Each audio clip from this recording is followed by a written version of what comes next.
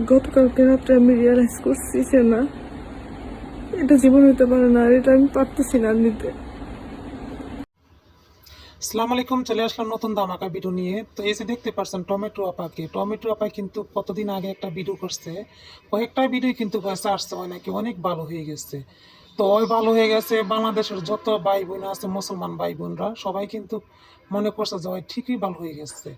তো কুকুরের লেজ কিন্তু বাঁকা বাঁকাই থাকে, এটা কিন্তু যতই আপনি ঘি দিয়ে বা তেল দিয়ে মালিশ করে দিবেন, এটা কিন্তু সোজা হবে না, এটা কিন্তু বাঁকাই থাকবে। তো সেই হচ্ছে কুকুরের লেজ, খারাপ লোক কোনোদিন ভালো হয় না। এই যে এই ভিডিওটা দেখতে পাচ্ছেন, এই ভিডিওটা কিন্তু কতদিন আগে ছাড়ছে, এই যে দেখবেন আপনারা এই অরিজিনালের ভিতরে ঢুকে যে এই ভিডিওটা আবার নতুন করে ছাড়ছে, তো কিভাবে ভালো হবে? টাকার মুখ দেখছে, ইনকাম দেখছে, তো কিভাবে ভালো হবে? খারাপ লোক কোনোদিন ভালো হইতে পারে না, আর খারাপ লোককে কোনোদিন ভালো বলা যায় না।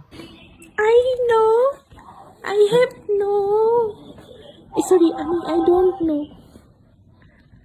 কল হও, হয়ে যাও। Miss call, miss call. কারণ তাদের সাথে কথা বলে আমি আমার ফোনের ইমার্জেন্সি ব্যালেন্স কেন নষ্ট করব? যে কথা কইতে চাইবো সে বেড়ায় আমার নিজে কল দিব। আমি তো এই হচ্ছে টমেটো আপার অবস্থা। তো এই ভিডিওটা আপনারা দেখেন ওই কিভাবে কি অবস্থা আবার নতুন করে শুরু করে দিচ্ছে বাংলাদেশের ভিতরে, কিন্তু ওই অনেক নষ্টামি শুরু করে দিচ্ছে। এত নষ্টা মহিলা কিভাবে হয়? অর্থ মনে হয় কিন্তু বাপ মা নাই, বাপ মা যদি থাকতো তাহলে ওই ঠিকই শাসন পেলে ভালো হইতো। এই যে এই অবস্থাটি করে বাংলাদেশের ছেলেরা বা মেয়েরা কিভাবে ভালো থাকবে?